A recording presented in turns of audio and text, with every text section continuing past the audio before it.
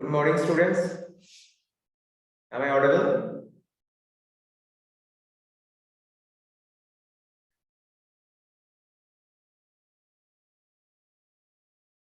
Hello. Yes, sir. Okay. We'll start today's session within 2 minutes.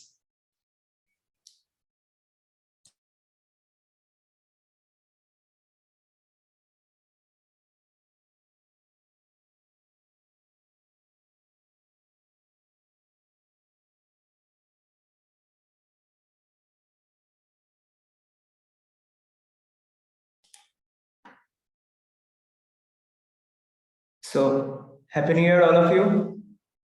Everyone okay? Happy New Year, sir. So, आज हम लोग देखेंगे thermal power plant के बारे में।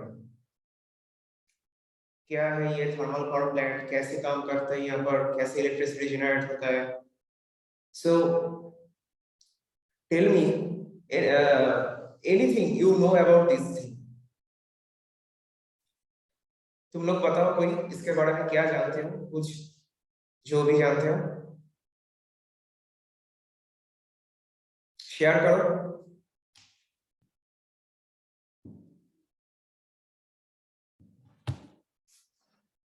Hello, is the screen visible? Yes, sir. Okay, तो बताओ कुछ any idea about thermal power plant? Share with me, share your ideas. क्या होता है यहाँ पर, क्या होता है?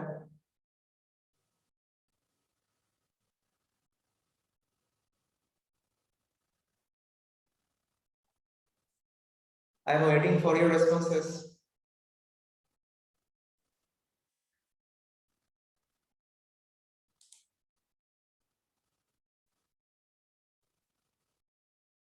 Gautam Kumar Mandal, are you there?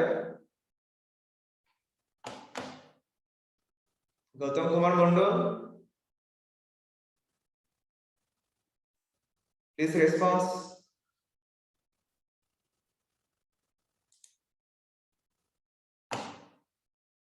Gautam, are you there?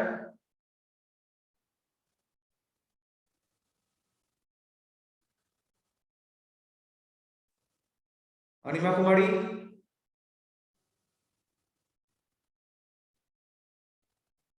Anima Kumari,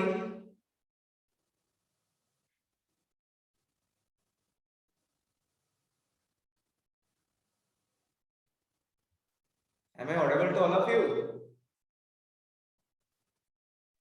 Yes, sir. Yes, sir. So Gautam is not present. Fine. He will be marked absent. Next. Yes, sir. Okay, you are present. So Gautam, बताओ तो Yes, sir. Thermal power plant के बारे में तुम्हारा कुछ idea? Sir इसमें electricity generate किया जाता है हीट के थ्रू। गुड। और एनीवन, एनी अदर? अशीमा?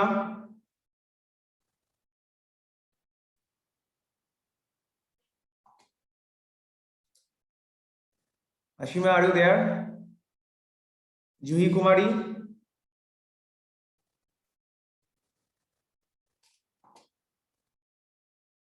जूही Kumari? Rahul Raman? Yes, sir. Rahul Raman?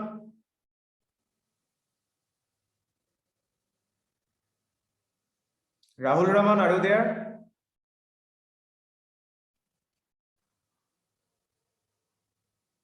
Rahul?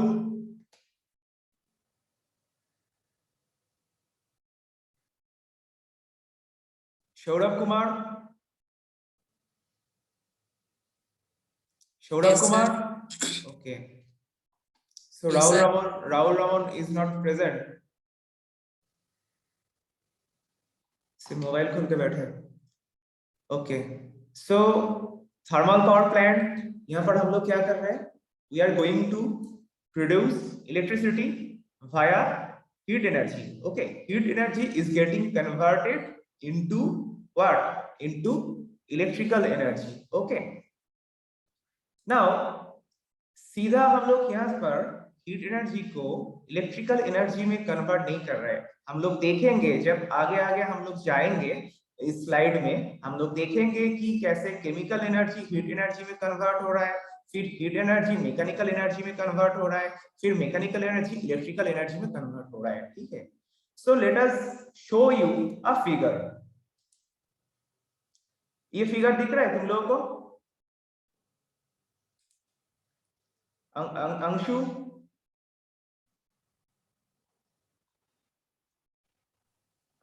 Sir thermal power plant पर हाँ sir slide change.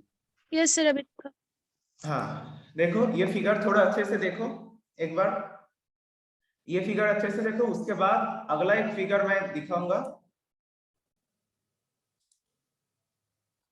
This one. Slide change होगा तो बोलना। स्लाइड चेंज हुआ?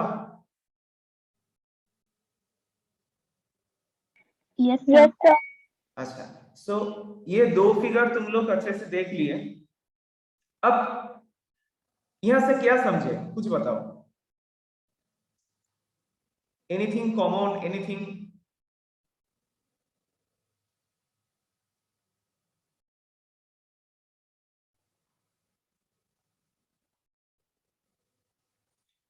कुछ समझे? यहाँ पर कुछ कुछ कॉमन दिख रहा है? ये है तुम्हारा अभी, और ये है तुम्हारा पिछला फिगर।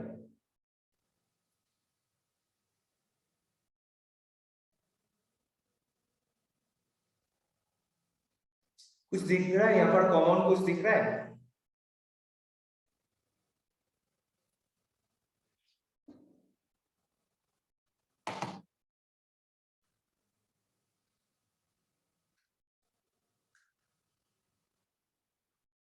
हेलो, बताओ, शेयर करो मुझे, क्या क्या यहाँ पर कुछ कॉमन दिख रहा है? एक चीज यहाँ पर कोई हेलो, एम आई ऑडिबल?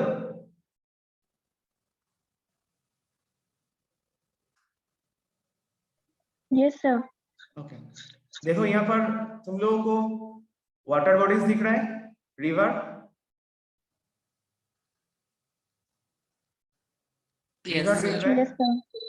इस फिगर में भी दिखा, पिछले फिगर में भी दिखा था रिवर। और कुछ यहाँ पर जो धुआं निकल रहा है उसका कलर क्या है? Almost clear white.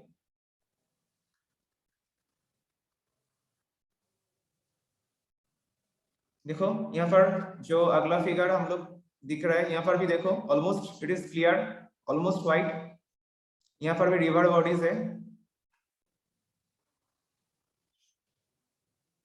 दिख रहा है? Yes, sir.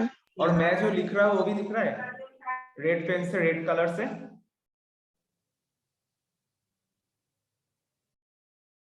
Yes, sir. और क्या क्या, और क्या क्या यहाँ पर दिख रहा है?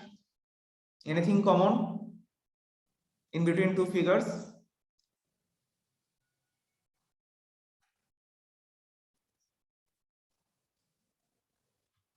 ये थोड़ा रिमोट एरिया में देखो, आसपास कोई उतना बड़ा सिटी नहीं है, टाउन नहीं है, थोड़ा रिमोट एरिया में है। M I right? M I right? Yes, sir. अच्छा, और यहाँ पर देखो ये क्या दिख रहा है? ये तुम्हारा टावर्स दिख रहा है, ग्रिड। जस्ट ऑब्जर्व इट, इसको थोड़ा अच्छे से फिगर को देखो, और कुछ नहीं यहाँ पर। तो इस दो फिगर से क्या मालूम चला? एक चीज कि जो थर्मल पावर प्लांट होगा हम लोगों के लिए, that thermal power plant should be established at remote area, जहां पर कोई भी तुम्हारा मतलब टाउन सिटी है होगा, लेकिन थोड़ा दूर होगा। ठीक है, दूसरा चीज तुम्हारा आसपास रिवर होना चाहिए, वाटर बॉडीज होना चाहिए, ताकि हम लोगों को वाटर मिल सके। हम लोगों को शिप कोल ट्रांसपोर्ट के लिए शिपमेंट जो शिपिंग है उसका फैसिलिटी मिल सके, ठीक है। दूसरा है थर्मल पावर प्लांट में obviously there will be grid, electrical grid will be there, okay. And चौथा है it should be, it must be और it must have less pollutants, ठीक है। ये जो धुआं निकल रहा है यहाँ पर पॉल्यूशन कम होना चाहिए, पॉल्यूटेंट्स कम होना चाहिए। कैसे कम होगा हम लोग अगले देखेंगे, लेकिन जो धुआं निकल रहा है यहाँ पर that should be clear, that should be, it can't be purely pollutant free but it must have less pollutants. Acha, now coming to this slide is written as power sector of India. दिख रहा है ये slide? Power sector of India. Yes, sir. अच्छा, so यहाँ पर देखो, if you visit the website this power ministry of government of India, okay, the website of power ministry of government of India, if you visit this website then you will see that हर एक month में हम लोगों को कितना gigawatt power generate हो रहा है, कितना पावर कोल शेयर कर रहे हैं, सोलर रिन्यूएबल एनर्जी उसका कुछ इंप्रूव हुआ क्या, ये सब हम लोग देख सकते हैं, ठीक है। अच्छा, have you heard the words renewable and non conventional? Renewable and non conventional energy, ये तो तुम लोग पढ़ चुके हो। क्या है, what is renewable and non conventional? What is non conventional? Non conventional का मतलब क्या है?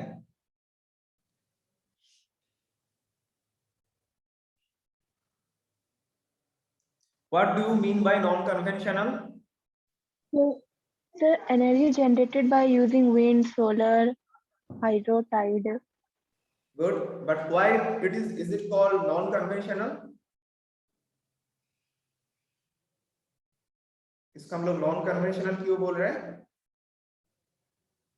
So, because so ये कोई environmental pollution create नहीं करता है. That does not mean non-conventional. Non-conventional means जो conventional नहीं है, जो existing नहीं है, जैसे कोल पावर प्लांट, ये हम लोग को existing है, हम लोग को पता है कि कोल से हम लोग इलेक्ट्रिसिटी जनरेट हो रहा है, ठीक है। ये थोड़ा conventional प्रोसेस हो गया है, तो हम लोग थोड़ा मतलब थोड़ा हटके करेंगे, कुछ थोड़ा जो एग्जिस्टिंग है उसको हटाकर हम लोग कुछ नया लाएंगे, ठीक है। That is called the non conventional and obviously the advantages of non conventional is तुम्हारा जो लेस पोल्यूशन होगा, okay, those thing. Now tell me, तुमने बताया कि सोलर, विंड और भी जो है यहाँ पर तुम्हारा टाइडल जो भी है, हम लोग क्यों रिन्यूएबल एंड नॉन कन्वेंशनल अलग से बोलते हैं? ओनली रिन्यूएबल एनर्जी क्यों नहीं बोलते हैं, या फिर ओनली नॉन कन्वेंशनल क्यों नहीं बोलते हैं? रिन्यूएबल एंड नॉन कन्वेंशनल क्यों बोलते हैं? Any idea?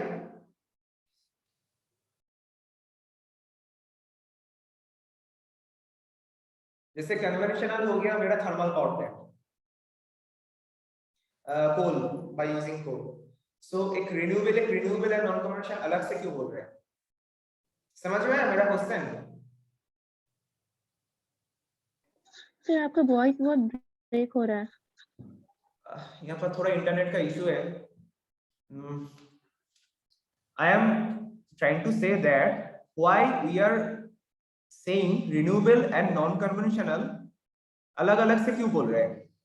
एक साथ only non-conventional energy क्यों नहीं बोल रहा है? only renewable energy source क्यों नहीं बोल रहे हैं? हम लोग renewable and non-conventional क्यों बोल रहे हैं?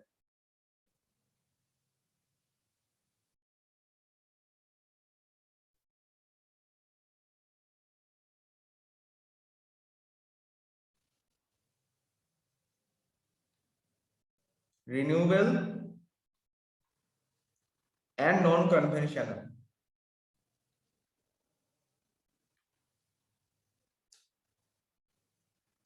Is there any difference between them? कुछ डिफरेंस है इन दोनों के बीच? मेरा आवाज आ रहा है?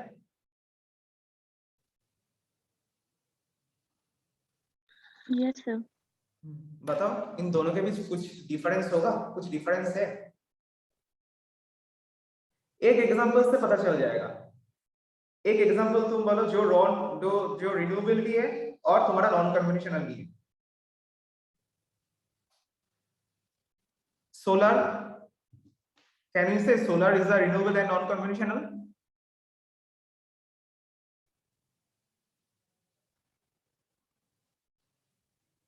Can you say solar it is a renewable and non-conventional?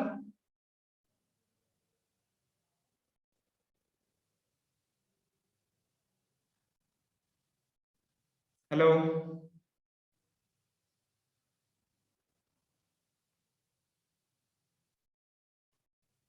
Hello, बोलो डाउट है तो भी बोलो, समझ में आ रहा है कि तो भी बोलो। रेस्पॉन्स नहीं करोगे तो कैसे होगा?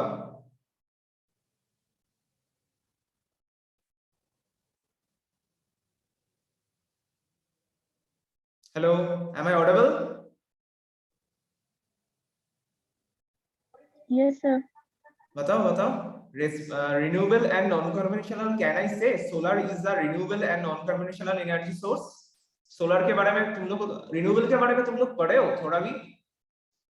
कुछ आइडिया है? Yes, sir.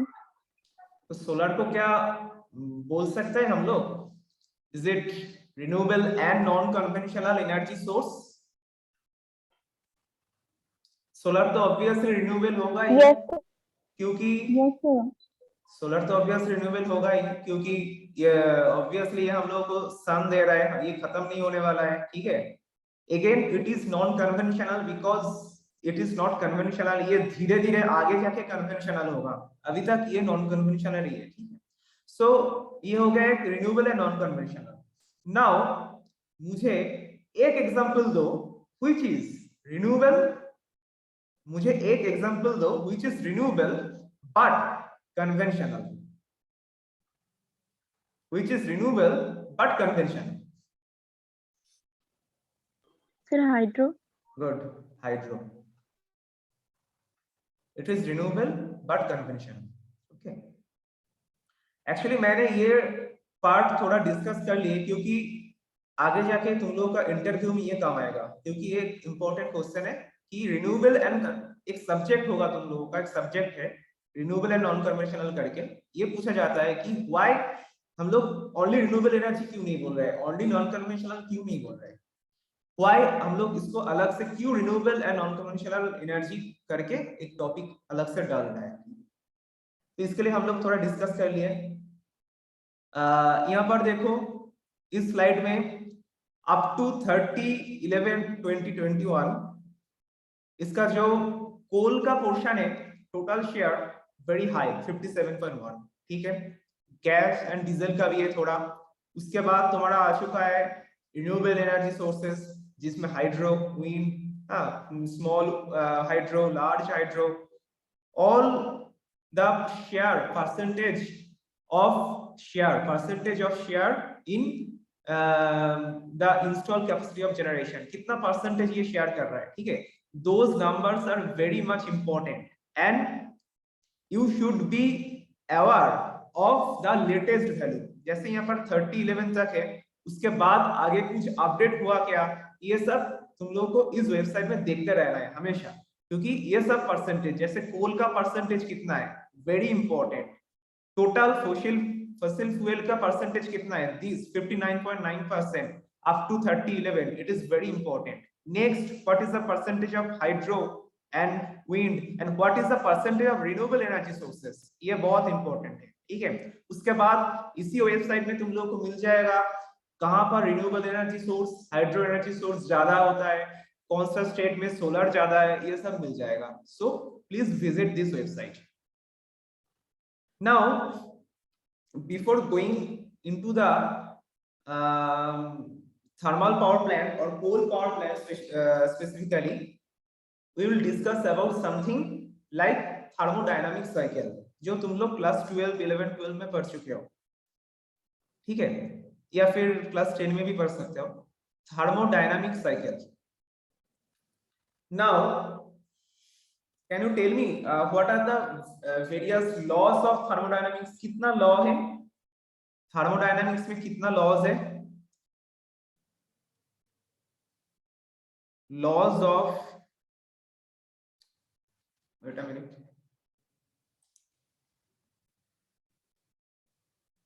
Laws of thermodynamics.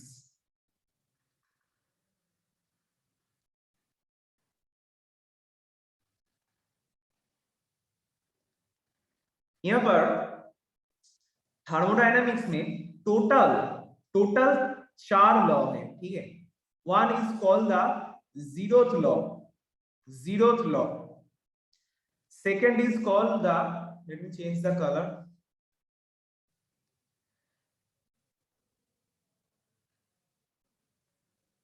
first one is the zeroth law, second one is the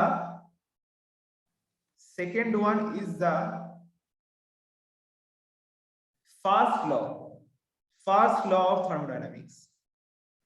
Third one is the second law of thermodynamics, and last one, it is called the third one of thermodynamics, third law of thermodynamics. So there are total 4 laws related to thermodynamics. One is called the zeroth law, it is the first law. Second law is actually the first law, third law is actually the second law, and fourth law is actually the third law. Okay, now why the first law is named as zeroth law? Can you tell me why the first law is named as zeroth law?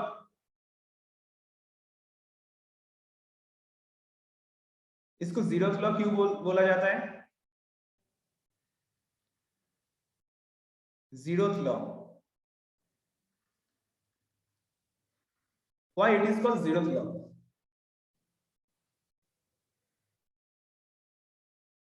पहले वाला जो law है, पहले वाला law that is called the zeroth law, जो दूसरा law है उसको फर्स्ट लॉ बोल रहा है, तीसरा लॉ उसको सेकंड लॉ बोल रहा है। क्यों? क्योंकि इट इज वेरी इंटरेस्टिंग, क्योंकि जो हम लोगों को जो दिया गया कि पहला जो हम लोगों के पास जो लॉ आया, पहला वाला जो लॉ आया that was the first law. हम लोगों को पता चला, जो फर्स्ट लॉ के बारे में हम लोगों को पहले पता चला, उसके बाद सेकेंड लॉ के बारे में हम लोग को पता चला, उसके बाद देखा गया कि नहीं और एक लॉ यहाँ पर आ सकता है और एक कॉन्सेप्ट यहाँ पर आ सकता है, तो जो कॉन्सेप्ट होगा first law and second law से पहले, तो उसको हम लोग जीरोथ लॉ दे दिया। जैसे कि एकदम सबसे पहले क्या आया, सबसे पहले यहाँ पर दिस फर्स्ट लॉ आया, सबसे पहले ये फर्स्ट लॉ आया, उसका जो भी मेरे पास law this energy can be destroyed, this first law का जो भी कॉन्सेप्ट है उस कॉन्सेप्ट को सबसे पहले आया। सेकेंड, ये सेकेंड लॉ का कॉन्सेप्ट उसके बाद आया, ठीक है। उसके बाद देखा गया कि नहीं मुझे और एक कॉन्सेप्ट चाहिए, जो कॉन्सेप्ट होगा ये first law and second law से पहले होना चाहिए, that concept, that's why that concept was named as the zeroth law, that concept was named as zeroth law. Okay, that is why the name is zero, matlab zero. Okay, it suggests zero. Is it clear? Is it okay? Any doubt? Please tell me. Any doubt? Please tell me.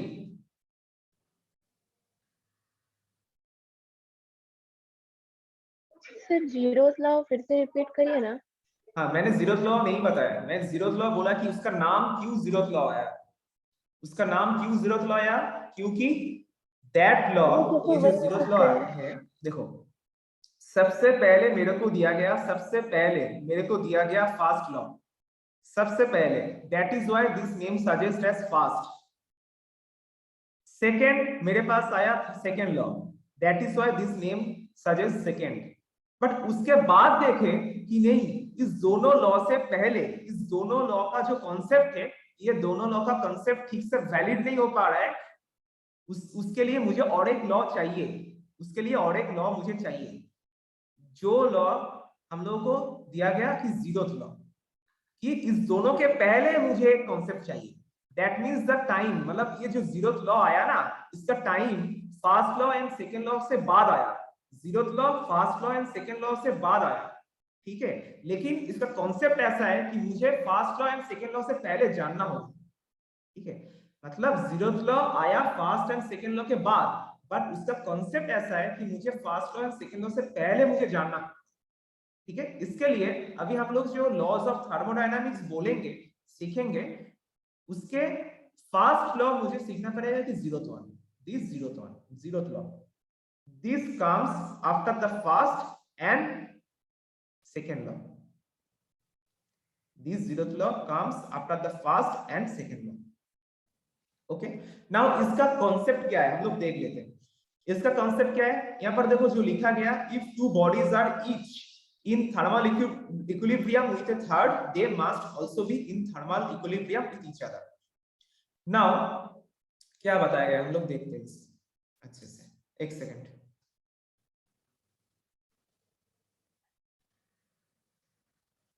देखो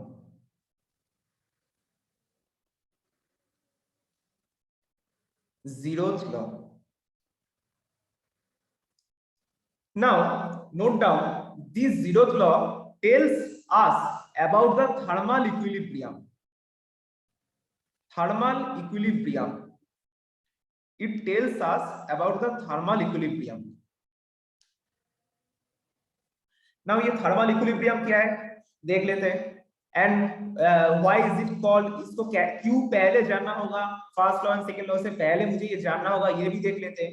very easy, it is very easy. Suppose मेरे पास एक device है और एक container है, ठीक है, जिसका टेम्परेचर मुझे पता है, जिसका टेम्परेचर T3, सपोज इसका टेम्परेचर T3, इस कंटेनर के साथ मेरे पास और एक कुछ डिवाइस है, something, suppose that the temperature of this device is T2,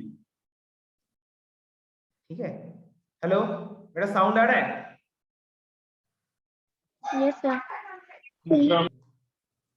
ठीक है, देखो इसको अच्छे से समझो, ये कलर मुझे दिक्कत हो रहा है, देखो इसको अच्छे से समझो, या फिर I should, one second, I should share one note, one second,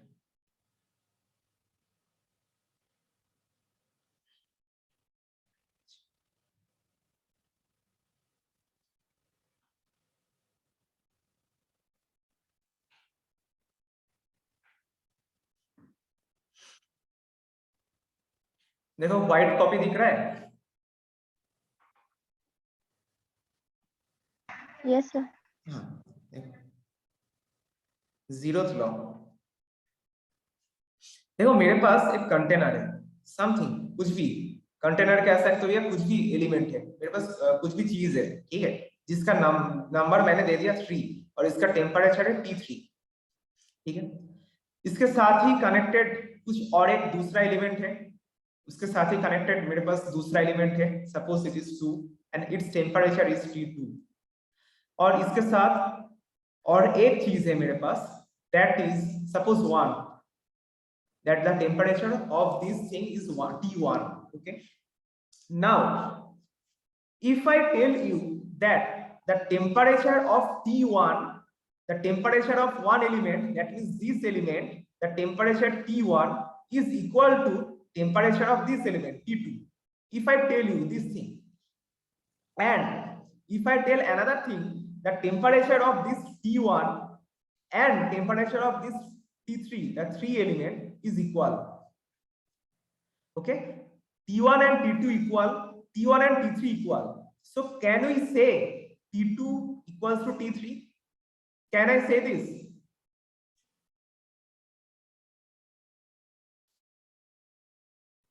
तुम लोग बताओ, ये जो एलिमेंट है, ये जो थर्ड एलिमेंट है, ये जो थर्ड एलिमेंट है, इसका टेम्परेचर है T3 and हम लोग बोल रहे हैं कि T3 is equals to the temperature of this element 1, okay, T1 equals to T3.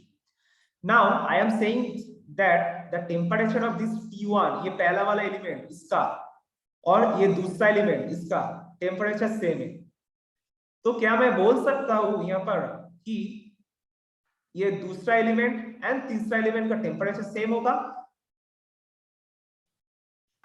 Yes, sir. अब दोनों का टेम्परेचर सेम होगा तो इसका कंक्लूजन क्या है, इस दोनों में कोई भी हीट फ्लो नहीं होगा, कुछ भी हीट फ्लो नहीं होगा, थर्मल फ्लो नहीं होगा, क्योंकि दोनों का टेम्परेचर सेम है। कैन आई से दिस? दोनों का टेम्परेचर सेम है तो कोई भी हीट फ्लो नहीं होगा। कैन आई से this? Yes, sir. Okay, so it is called the thermal equilibrium. It is called the thermal equilibrium. और कुछ नहीं, इस लॉ में और कुछ भी नहीं, सिंपल बेसिक लॉ। एंड ये इतना बेसिक है कि बाकी लॉ से पहले मुझे ये जानना चाहिए, लेकिन इसका कॉन्सेप्ट बाद में आया। That is we are saying this is the zeroth law. Okay, so all three elements, element number 1, element number 2 and element number 3, all three elements are in thermal equilibrium. Okay, लेकिन एक बात यहाँ पर गौर करो, एक बात यहाँ पर नोट कर लो, मैं जो बोल रहा हूँ, मैं बोल रहा हूँ कि कोई भी हीट फ्लो, कोई भी हीट एनर्जी फ्लो नहीं होगा, लेकिन मैंने ये नहीं बताया कि हीट एनर्जी फ्लो कहां से कहां होना चाहिए। मतलब अभी तो नहीं हो रहा है क्योंकि दोनों का टेम्परेचर सेम है, लेकिन दोनों का टेम्परेचर सेम नहीं होगा तो कोई तुम मुझे बता सकते हो कि टेम्परेचर जो हीट एनर्जी फ्लो होगा तो दूसरा एलिमेंट से तीसरा एलिमेंट में जाएगा या फिर तीसरा एलिमेंट से दूसरा एलिमेंट में जाएगा? कोई मुझे बता सकते हो? If the temperature is not same, please tell me, कहां से कहां होना चाहिए?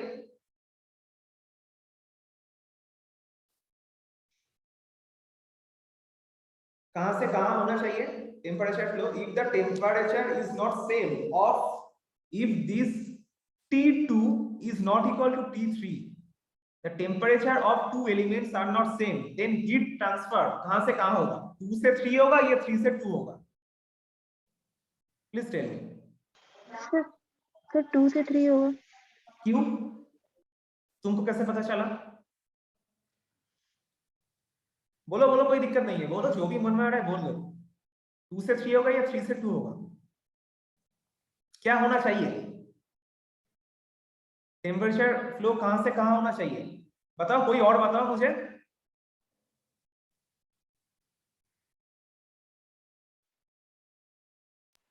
तो T2 से T3 होगा सर, क्योंकि टेम्परेचर डिफरेंस है इसमें। टेम्परेचर डिफरेंस कहां पर है? 2 का टेम्परेचर हाई या लो? तो T2 is not equal to T3 sir. T2 is not equal to 33, fine. Then temperature, I think you know, high temperature से low temperature में फ्लो होता है। हीट कहां से कहां फ्लो होता है? हाई टेम्परेचर लो या लो से high? High to low. High to low. मैंने बताया कि दूसरा एलिमेंट का टेम्परेचर हाई है? मैंने नहीं बताया। सो 2 to 3 भी हो सकता है, 3 to 2 भी हो सकता है। देखो, मैं फिर से इसको क्लियर कर रहा हूं। मैंने यहां पर बताया कि तीनों एलिमेंट है, दूसरा एलिमेंट, पहला एलिमेंट एंड तीसरा एलिमेंट, तीनों का टेम्परेचर हम लोगों को एज पर zeroth law पता चल रहा है कि सेम है, क्योंकि फर्स्ट का टेम्परेचर एंड दूसरे एलिमेंट का टेम्परेचर सेम है और फर्स्ट का टेम्परेचर एंड थर्ड का टेम्परेचर सेम है, तो मुझे पता चल रहा है कि temperature of all the elements are same. That is called the zeroth law, thermal equilibrium. खत्म, zeroth law इज खत्म। ओके, अब मुझे आगे बढ़ना है। मैंने तुमको बताया कि नाउ zeroth law भूल जाओ, zeroth law का काम खत्म हो गया अभी। अब मैंने तुमको बता रहा हूं कि T2 is not equal to T3, तो तुमको बताना पड़ेगा there is a temperature difference. Now temperature difference होने के साथ साथ ये जो हीट कहां से कहां फ्लो होगा? दूसरा एलिमेंट से तीसरा एलिमेंट में फ्लो हो सकता है या फिर तीसरा एलिमेंट से दूसरा एलिमेंट में फ्लो हो सकता है, लेकिन the main thing is that temperature, जैसे तुम लोग बताए कि high temperature to low temperature, जिसका हाई टेम्परेचर है वहां से हीट जाएगा लो टेम्परेचर।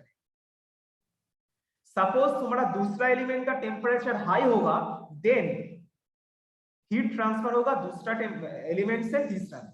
लेकिन तुम्हारा तीसरा एलिमेंट, जैसे जैसे जैसे मैं बोल रहा हूं, suppose if T2 is greater than T3, then दूसरे से तीसरे में हीट ट्रांसफर होगा। but if T3 is greater than T2, वहां पर क्या होगा? तीसरे से दूसरे में हीट ट्रांसफर होगा। Is it clear? Is it okay? Am I right? Yes, sir. हाँ, मतलब यहाँ पर हम लोगों को कुछ नहीं, डायरेक्शन ऑफ हीट ट्रांसफर मुझे मिल रहा है, डायरेक्शन ऑफ हीट ट्रांसफर। लेकिन ये कॉन्सेप्ट, ये डायरेक्शन ऑफ हीट ट्रांसफर, ये वाला जो कॉन्सेप्ट है, ये कॉन्सेप्ट हम लोगों का सेकेंड लॉ में आएगा। मतलब मैं यही बोलना चाहता हूं तुम लोगों को सीधी लैंग्वेज में कि जीरोथ लॉ में मुझे थर्मल इक्विलिब्रियम के बारे में पता चला, लेकिन डायरेक्शन ऑफ हीट के बारे में मुझे कुछ भी पता नहीं चला, मुझे ओनली थर्मल इक्विलिब्रियम के बारे में पता चला। ओके, सो यहाँ पर मेरा कंक्लूजन यही है कि zeroth law provides us the concept of thermal equilibrium, the concept of thermal equilibrium only.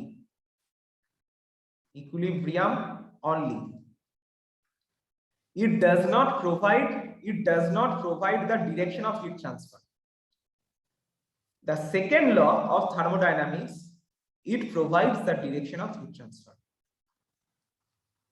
और डायरेक्शन ऑफ हीट ट्रांसफर क्या है, तुम लोग खुद ही बोल दिए हो कि जहां पर टेम्परेचर हाई होगा वहां से हीट जाएगा कोल्डर टेम्परेचर के एलिमेंट में। ठीक है, that direction of heat transfer is given by the second law. अब किस दोनों लॉ में तुम लोगों का कोई डाउट है, कुछ भी बताओ मुझे, मैं दोबारा रिपीट कर सकता हूँ, तीसरा भी रिपीट कर सकता हूँ, कोई दिक्कत नहीं, तुम बोलो। कुछ भी डाउट है तो बोलो।